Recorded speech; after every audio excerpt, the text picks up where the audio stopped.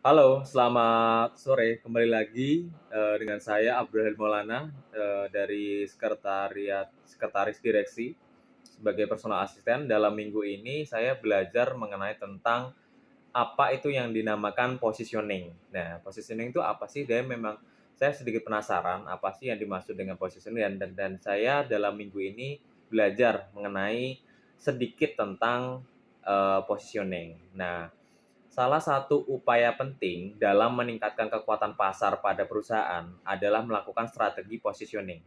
Perusahaan harus melakukan positioning sebelum melakukan strategi branding atau menentukan cara penerapan branding dalam bisnisnya. Nantinya, pencapaian dari kegiatan positioning ini akan memunculkan kesan di benak konsumen. Semakin produk perusahaan itu berkesan di benak konsumen, semakin tinggi pula minat konsumen terhadap produk tersebut. Nah, apa yang dimaksud dengan positioning serta contohnya? Nah, ini adalah beberapa definisi positioning ya. Yang pertama, positioning adalah salah satu aktivitas perusahaan dalam merancang produk dan strategi marketing agar dapat menciptakan kesan tertentu yang diingat di benak konsumen. Positioning bukanlah tentang aktivitas yang dilakukan perusahaan terhadap produknya, akan tetapi tentang aktivitas yang perusahaan lakukan terhadap persepsi konsumen. Positioning perusahaan akan dianggap baik ketika produknya lebih mudah diingat di benak konsumen daripada produk lain yang sejenis.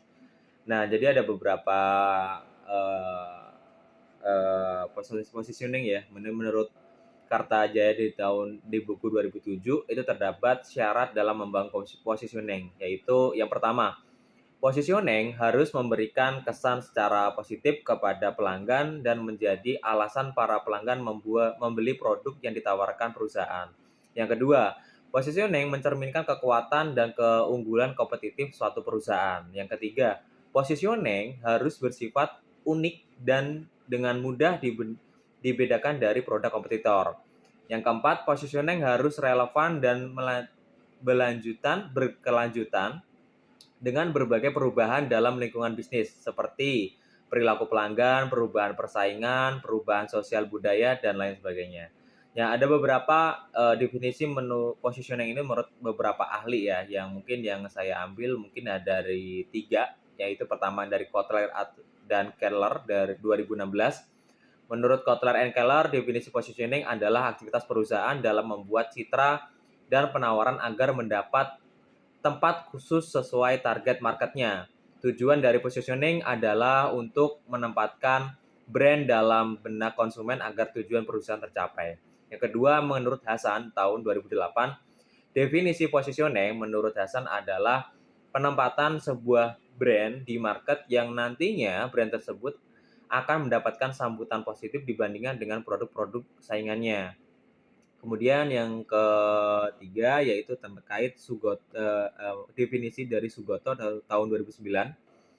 Sugoto mengatakan bahwa positioning adalah cara membangun citra di benak konsumen untuk produk atau brand atau lembaga tertentu dengan membangun persepsi relatif suatu produk terhadap produk lain.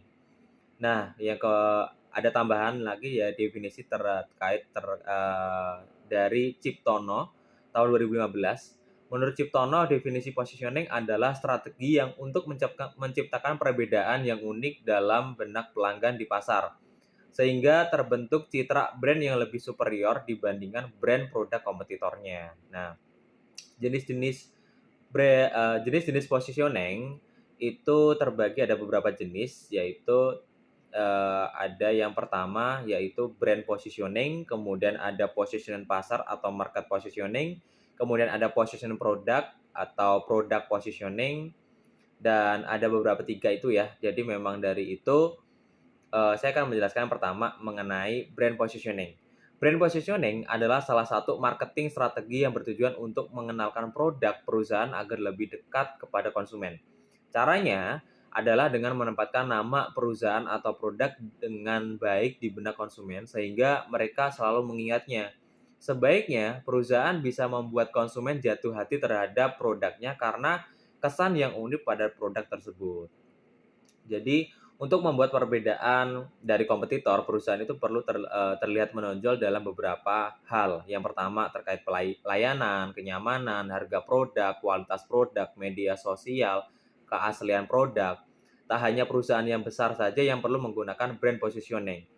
UMKM pun hingga organisasi nirlaba pun membutuhkan brand positioning. Pasalnya, cara ini akan sangat membantu konsumen lebih mudah dalam mengenali merek. Untuk contoh, misalkan positioning merek ini, misalnya Spotify menggunakan strategi berbasis harga, sedangkan Apple Music menggunakan strategi berbasis kualitas. Itu. Yang kedua, yaitu positioning pasar atau market positioning. Nah, positioning pasar adalah kemampuan perusahaan untuk mempengaruhi persepsi pelanggan terkait produk mereka yang serupa dengan milik kompetitor. Jenis positioning ini yang akan mendorong perusahaan untuk memiliki produk atau layanan yang kualitasnya dapat mengalahkan produk milik kompetitor.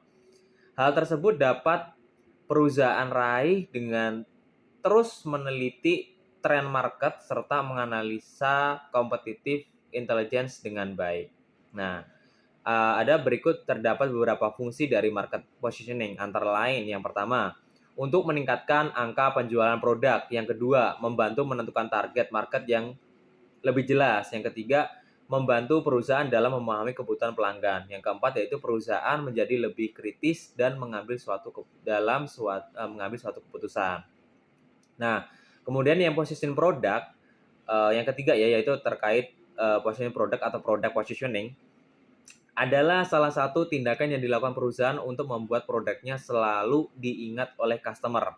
Sebuah perusahaan dapat dikatakan sukses melakukan positioning bila produk yang mereka hasilkan selalu diingat oleh konsumen dibandingkan dengan produk lainnya yang sejenis. Nah, hal tersebut merupakan salah satu alasan penting bagi perusahaan untuk melakukan strategi ini. Jadi pasalnya dengan melakukan tindakan tersebut, perusahaan dapat meningkatkan penjualan serta menambah jangkauan pelanggannya.